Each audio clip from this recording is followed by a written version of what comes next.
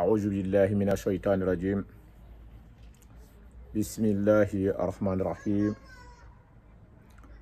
La paix et réconciliation jama ki ana musudu khana futa khal konto ntending al doxo al ding al kumta joxo Mustafa Sissavane barinya contrôle muslime ya contrôle fama jigo be contrôle mento nolu assalamu alaykum wa rahmatullahi wa barakatuh. Baringa lo alim bental jang ko xanyo matilin ko xanyo na lo sido kan sido memo siratal mustaqima sido tin se dunia en sotanya di mafo al kiamola o me fono barinya ko o me fono muslime ya ko o me fono lonnal ko akudo la hanna si jambi ametam bi ki ko me be baringa be kontonna be jigine ko nangolu kontonna wal min hi karo ken dati haben baringa la kuma nolo mo al dingati al doxoti al mamarngati ni wala mo dembo jikinati maro ko waxati do tambita ihme agressé je boy tamen kan ni ha masibo la kan masibo ba la kan be ha fonin ke na video jere jang abakan na bola ko hadima o de maro kanabo insha Allah misid mo lo haddan kun ke akuma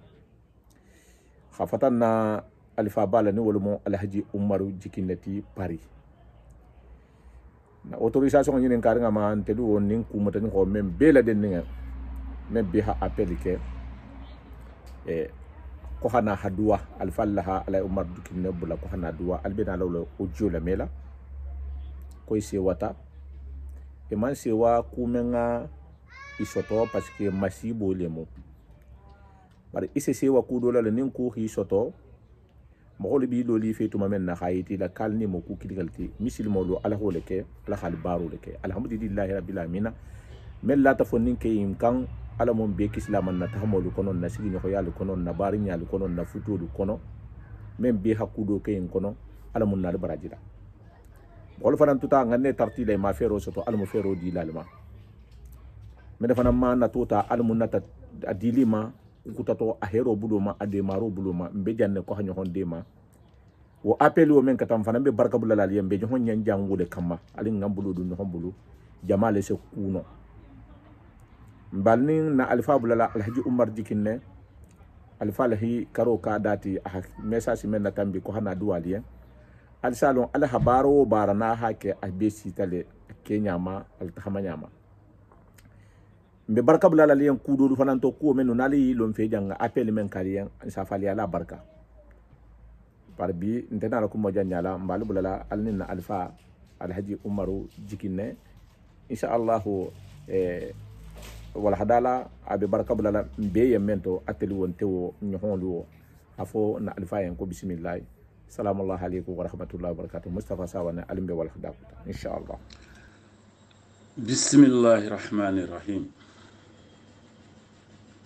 الحمد لله رب العالمين الحمد لله رب العالمين الحمد لله رب العالمين اللهم صل على سيدنا ونبينا ومولانا محمد مصطفى صلى الله عليه وسلم أما بعد السلام عليكم ورحمة الله جنة الفردوس جماعة كي مسودين ونكي بارين ونسكين ونكن تلو خنا سيتو كنا وقتو بيجمع لما خنا الكونتو al konton contrôle la contrôle min be logurin contrôle min nabe makanurin nasumo hadi ko rayhana khafalen ko assalamu alaikum wa rahmatullahi arjana dimon la contrôle al konton tiginin tayala al konton barinya la al konton muslima la al konton adamatinya la alhamdulillah rabbil alamin bari ngonen sigi ngonen kanun telu aman tambi iko bire wakati tambita kume ni ngaje Facebook la ni wala mo bare ngoti dolu dogo dolu din dolu tata dolu mo marin demboji kinne bire Maroc abe sunu abe shokola abe kinikini abe manyima o kono la bare ngone ski nyokolo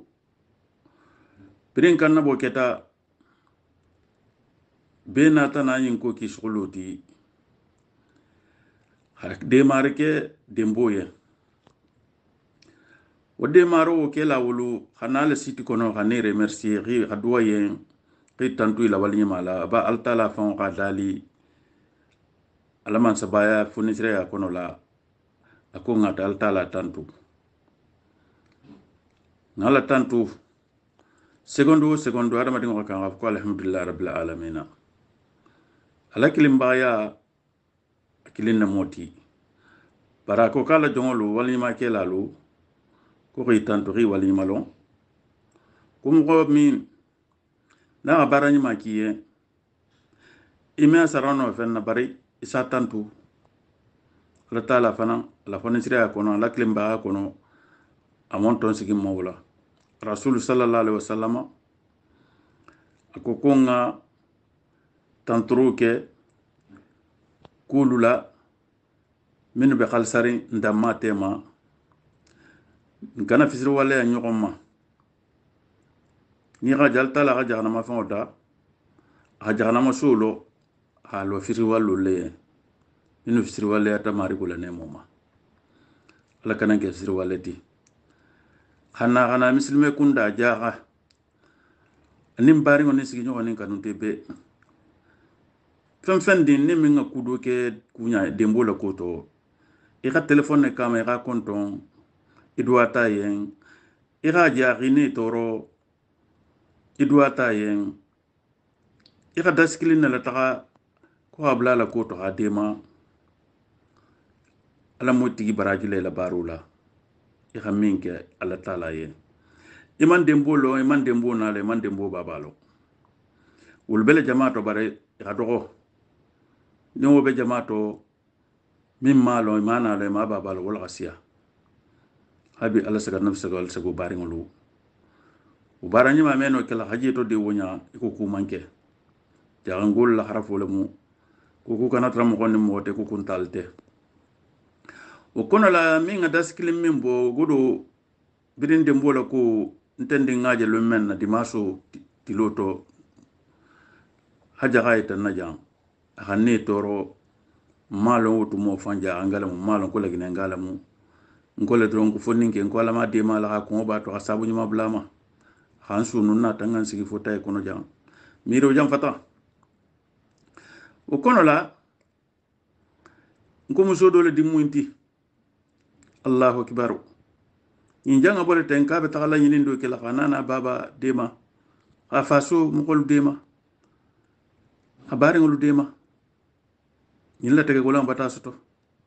to tamira la wulama wodi ma so ritu di ma so le to xana tenan fo tala talon sal fana sal ko la na tana lo af ko ja ngole mo ko mbari ngole fana mo ja hango wa o fana na tan sunu mantugo na tana ribaro me ko jikine la mo na tana ala ko nyaani ne hanga ge ya soto na tan kan nabo jama man na kan nabo jama an kamme khabo afatan na khalifa bala ni wala mutajila ni jikinati wala kan nabo sabola wala ya maru kono khatra bata senama aben feja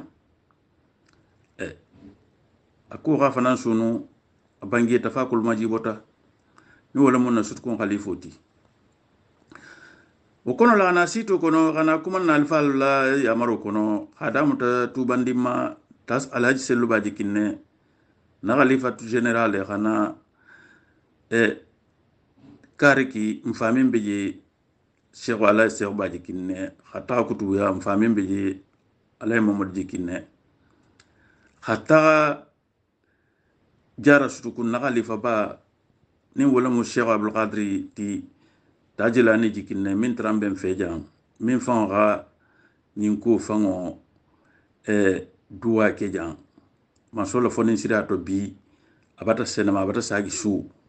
birin arabalungu arabo min tambitate barsana be senama la ganya marle ko ngaj duwa jamaaye barani ma kela ko ngad duwa baringuluye ateta cheikh jilani habara kende ka koto na sutukun ata sutukun na makatabla Dakar lema katabla min be Europe janna fo katabla Canada ala do ado olbe jawo jang ana dingolo aribe makamaka ibe ha ko mute hajoti hanga nasi pari janna shewal abula jikinne atabla shewal ju marti kinella ibe ganin ko ta atabla shehu ahmad bamba la bir grenoble atabla bari ngumume bela kafringola nimbe jawuja sho kono fananga ta tubandi ma tabla kona kirma tabla ka kandema tabla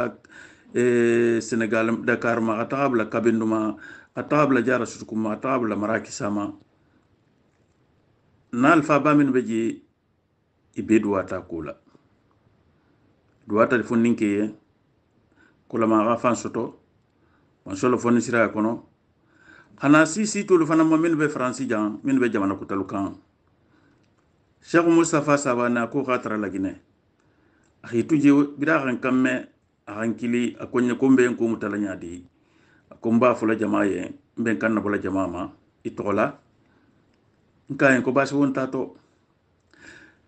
Cheikh Muhtari dambakati hankili jan akonye ko alaji umaro ko moro ko mbata idingola ko nouvelle mais bara men ni sigitu no fo ngan nabo mbako lancer la site kono ni ala tata minka hartigeti fo de marlal sa de man kayen ko basin ten ko be kanyan tato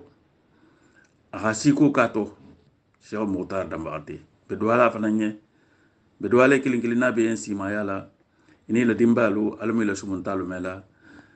Cheikh Mamadou Khair fanan bari nyaaja sito kankili jang iko situ kutalu fadika kunda situ ni wala mu mudiriyati atabla kindia bari nyalula atabla Jamaatu Rahman fo Guinée Bissau situ mimbe jang atabla situ mume bela fanni mabe madanno imberi kannabo aketa imbe mutakoti mimbe duala mimbe daskilina nala hanje bi yaminto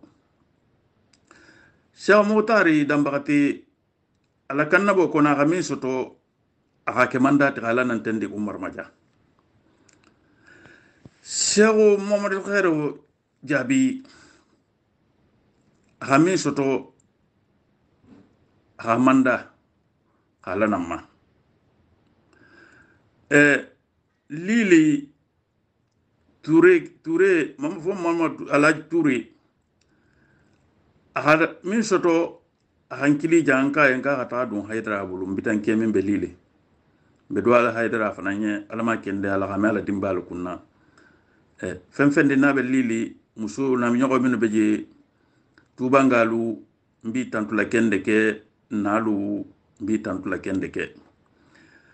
na mi nyogo do be je kon samma anala jama iha fen soto ita nkira hankili jankira ta dun haydara bulu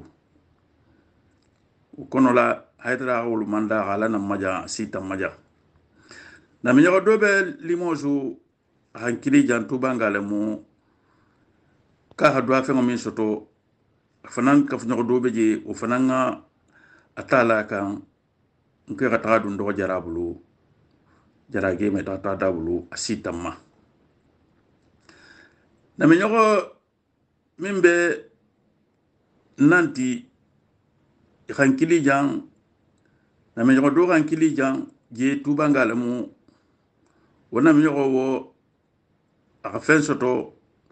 ngam ko itala nka to ada bulu asitama wo bota je haja la sako nanti anala jama ila jama nin to bata bonkono ila bengoni wala grupu kamin soto haja la hankili jang wo bata si asidu la nga jami fo yenki khatati ke masola foni sirato jamaa gasiya ni nata minku wallahi fisir wala yante hakilo kenya la mu ba hada mari ngata nyawo nyanyi na la munti wo be magan kuto ta ala ne wotale ina balya be ala la magan kuto to khana la bara nyima ke la betantu bayan ya mature hankili jan hamin shoto hablamma mo hankili puate kelemu tubanga hamin shoto hablamma wulfanambe puate may be to fono al Husseini jabi hankili hamin shoto hablamma ngo fana masoto ufana mutubanga lati turaya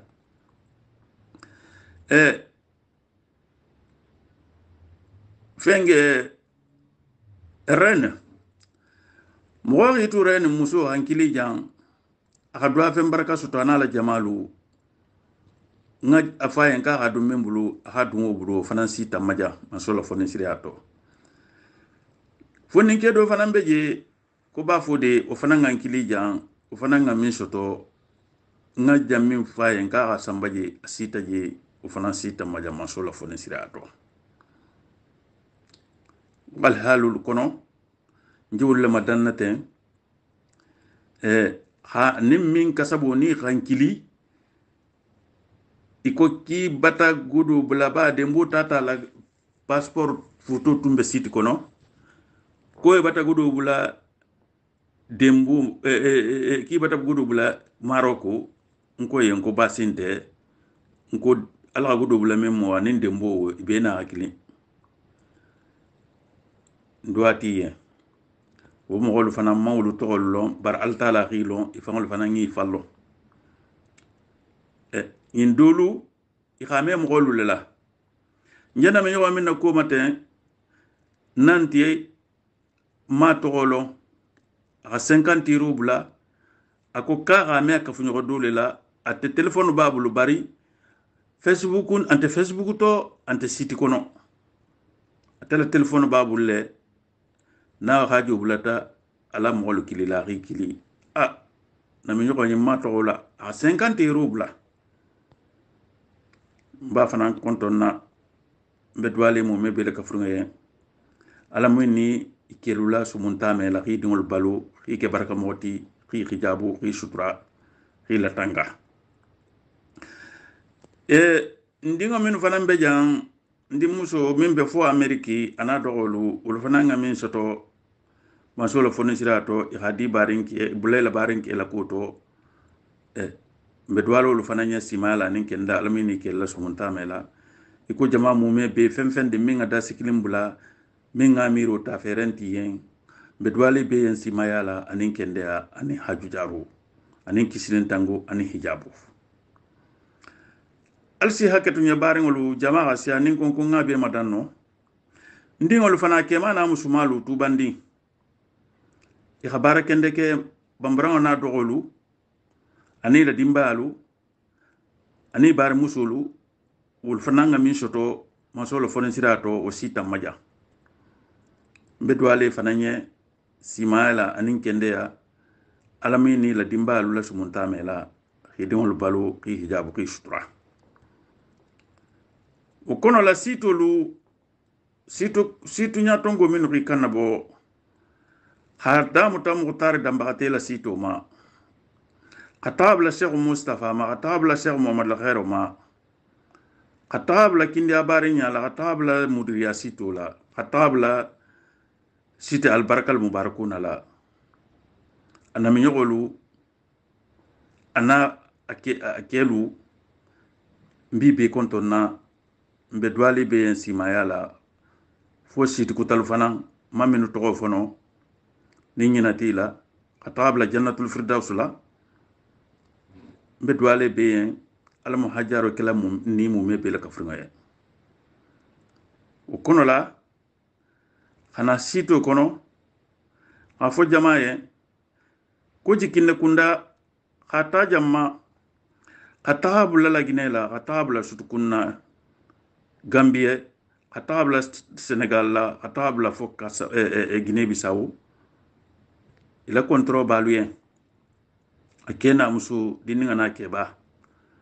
ibalu konton na alga barin besi alga sigi nyogo besi alga kanunte besi alamun na albarajila barajola altala fango la sara alamo kelen na luye ntolme fu no fo halu tantu adu alu yen mi nga dembo masuto alama nyon kana alu dim masuto alamun be hijab la kan kisi kan tangama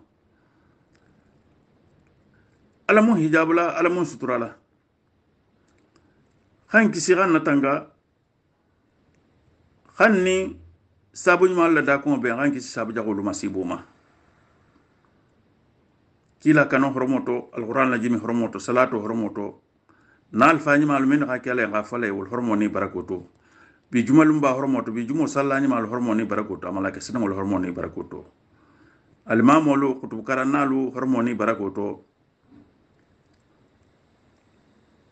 allahumma rabbi sallallahu alaihi alsi haketu nya baringalu baranyima kela siata yinkuto minga dasikilim bula ni tigi man taxay toxo me i kana mira xa fo ko ñinole ke tiku hadamadi ñala naxa solemu mbe sagilama mantugo xata nanti lama nanti musulu mbarenga minu be ji xa kata kende ke tubangalu xa kata kende ke xana ndimos lama xana poiti lama xana lilima xata renma xata avion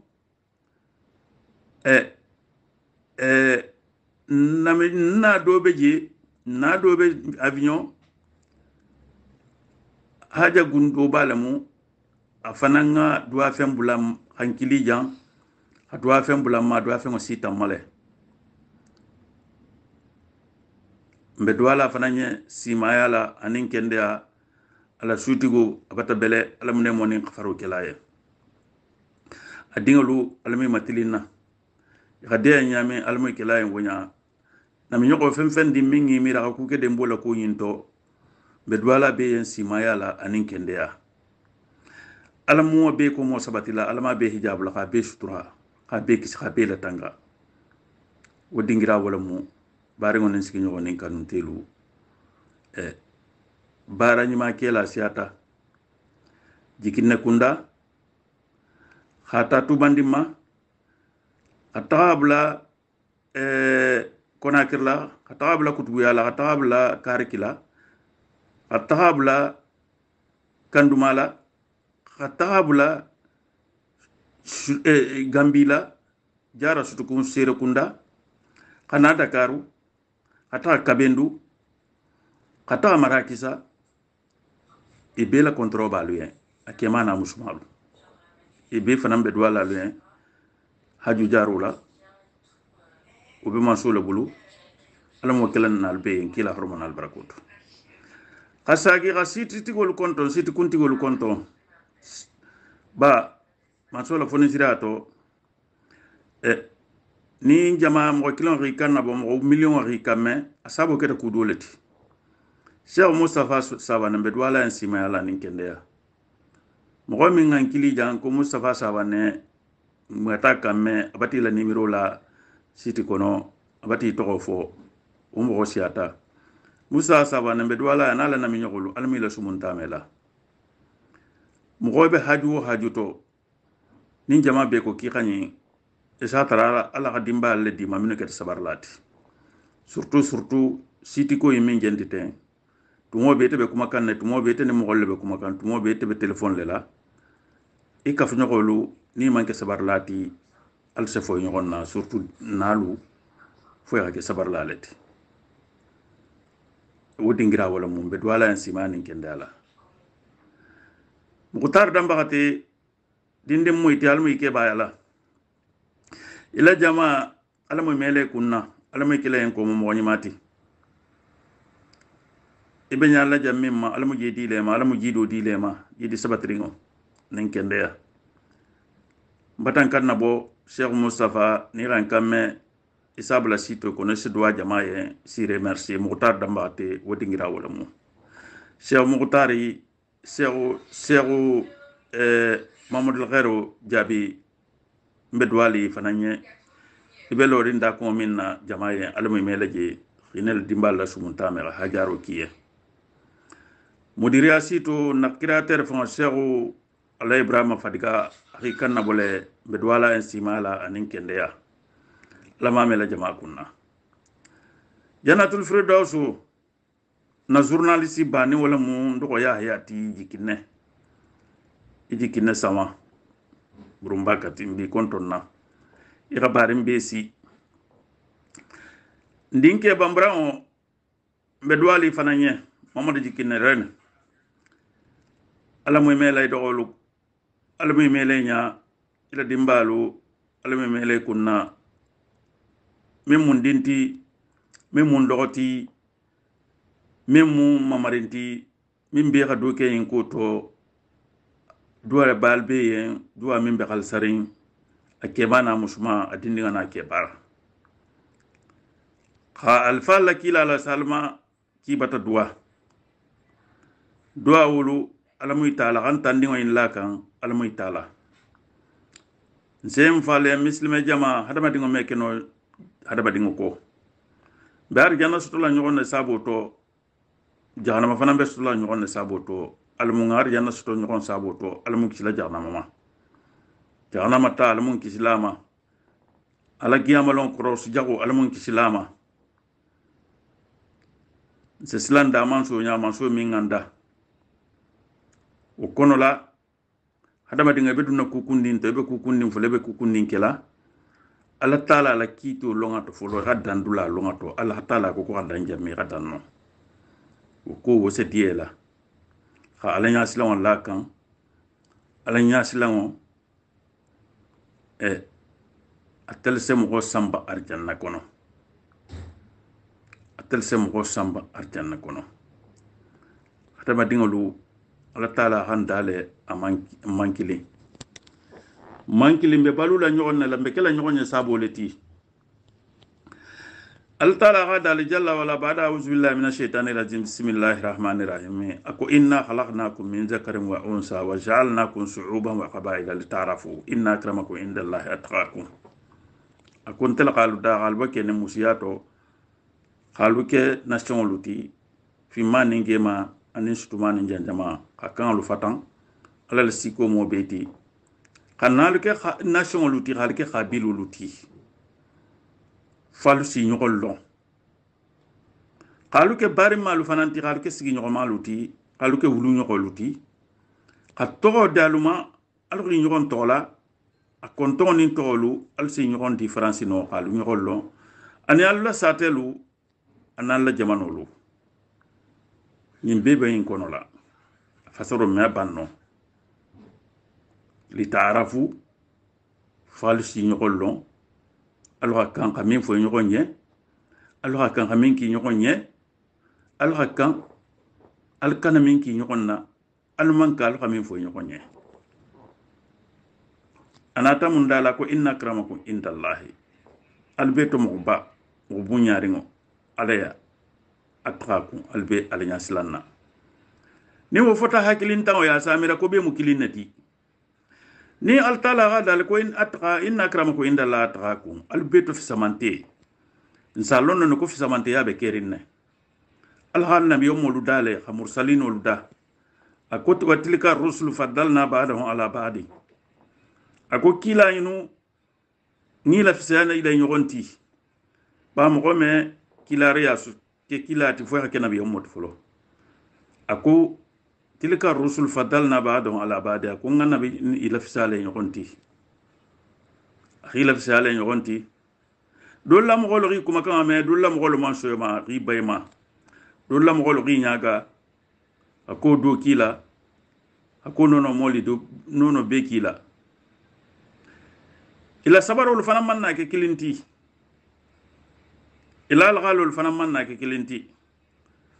dolu jidi ta dolu man jidi iha dolu sanko iha dolu soso haya kan kata jagul leka bar altala mingi ki alala kantaro biko munna ta ke itolle la ko na talaban halago jigita halaku talalu halagi ko senalu tula mogolu ani wonyo kon dul tari ala nya islam bale ala na tawti ni ko ko atika kun wala mun beto fi sabante mogolu ti jongol mankilin dunna mankiri hal ala ya ni o fata mogoye mem na faga mo manjam fa sa ko be mu kilinati ko ala ko albeto mo nyima ate samanta ya at ala nya slan na lam est ce que te min jo folo wonye te fa be slanding ala nya le est ce que ala nya slan fa lo man te ni ala nya slan fa lo alquran ayo inna taminti wasi silam fa folo ko inna akramakum inda allah atqakum ikani fan konti ala nya slan na wulula khafu ko bi hakilinne fo la ala nya slan wa ke degré dolati wala sike mu'minoti mu'minolu muslimolu beto fi zamante ala wala mu'minolu ti mo min mu'mini asoto kalmatu shahadatu wa ka muslimoti wobati la dun jama kono bar rike mu'minoti ala nya slan walati ni kilim moy galon kini ala lamu ni mo moy galon kini ala lamu ibe dunya jawo jang ni nyante ala la bar ala kenya bila wala mum goyon dolu to min ri fan sugulaten ha ila dasikilin bula kuto imam mo min lo imana lo ma babalo ala nya silan wala sena woti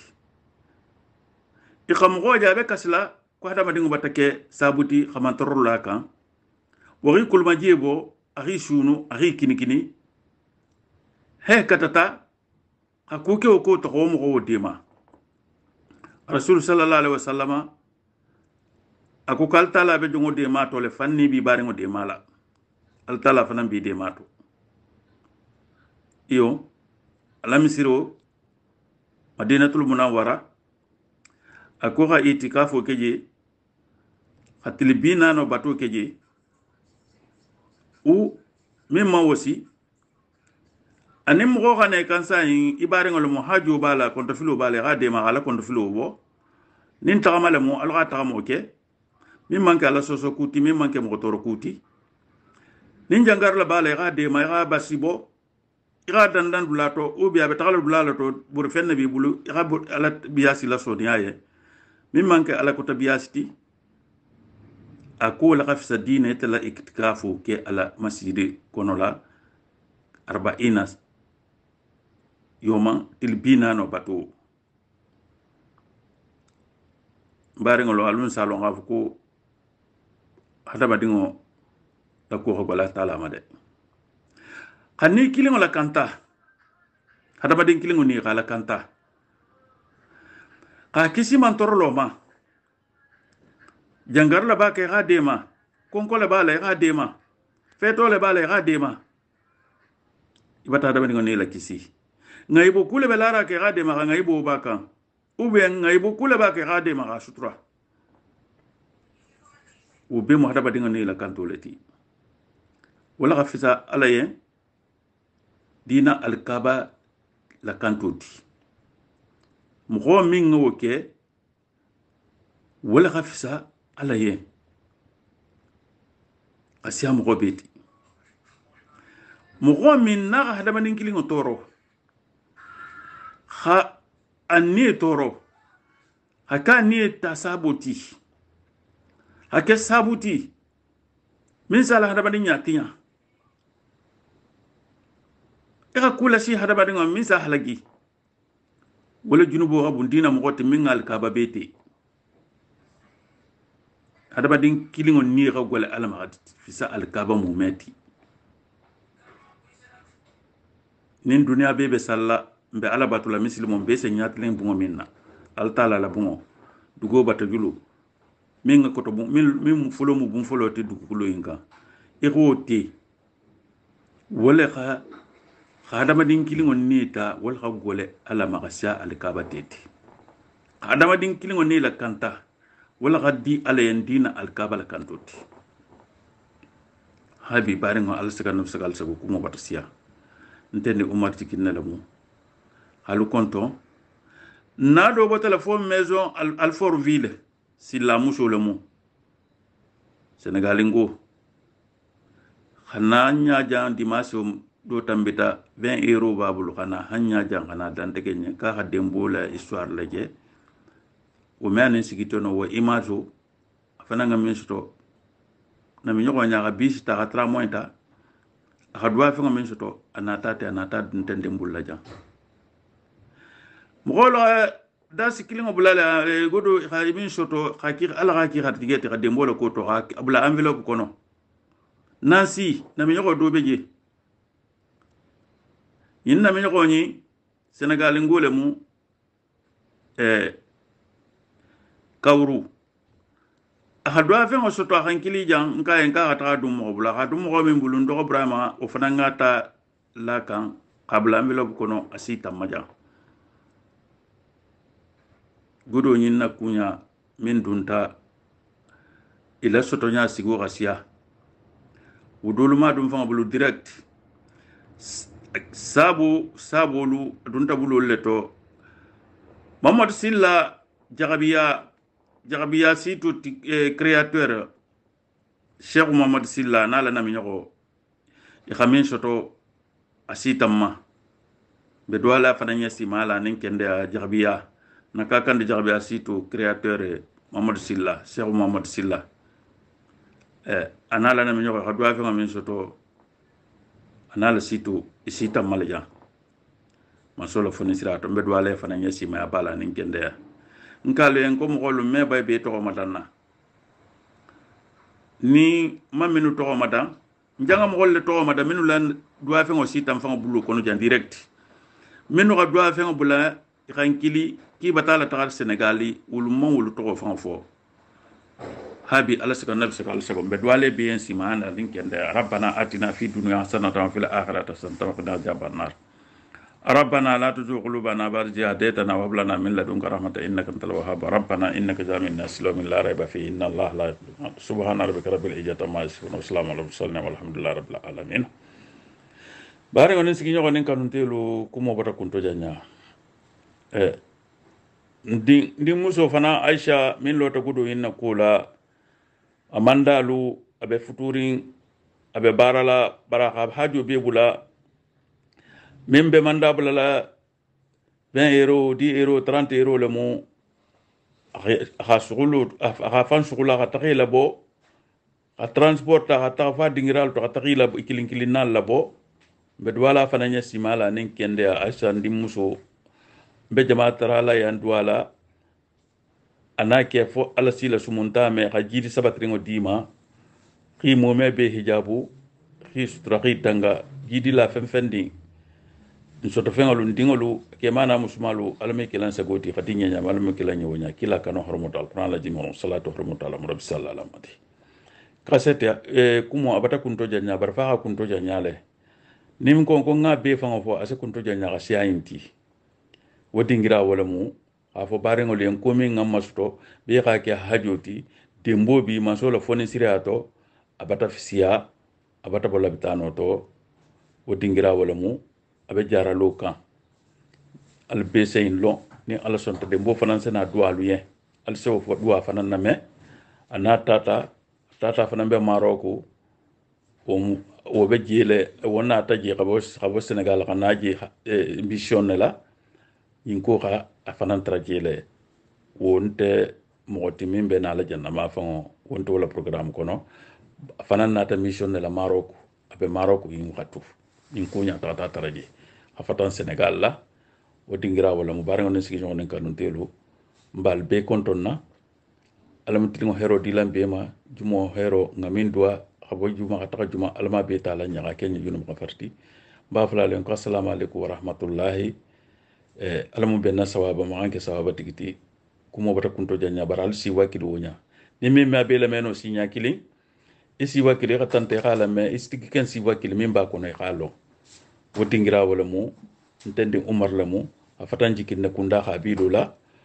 fotu bandi atabla kakandila atabla Senegal la atabla Gambia la atabla minbe Europe la akemana musma adinga na keba ibela ya Maroko no ko ngana ngai na si jama makadwa jama ye ba fala len ko assalamu alaikum wa rahmatullahi wa barakatuh ntendi Umar jikin la mu be Cheikh Yahya konton na Espagne nim fandi Cheikh Ala Ibrahima Khalilu dikinne ani la dimbalu je mbi be konton na femfendin mi mun doti mi mun dinti mi mun mamaranti na kontro babe ba fala len ko assalamu alaikum wa rahmatullahi